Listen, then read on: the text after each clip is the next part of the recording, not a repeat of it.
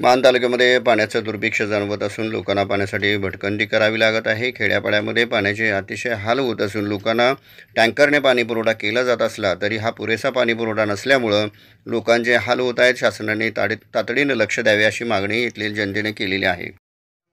बरं, मग तुम्ही आता सरकारी दवाखान्यामध्ये अटेंडंट म्हणून काम करताय? हां, दिव्यांग आहे तुम्ही? मग तुम्हाला पाण्याची परिस्थिती मारडीमध्ये कशी आहे?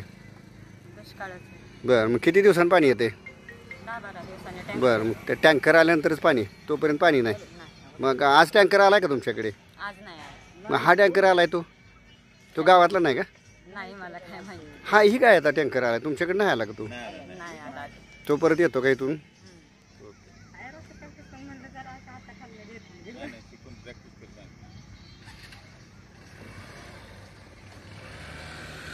आपण पाहतात मानदेशी न्यूज। आमच्या चॅनलला सबस्क्राईब करा आणि आपल्या परिसरातील बातम्या पहा।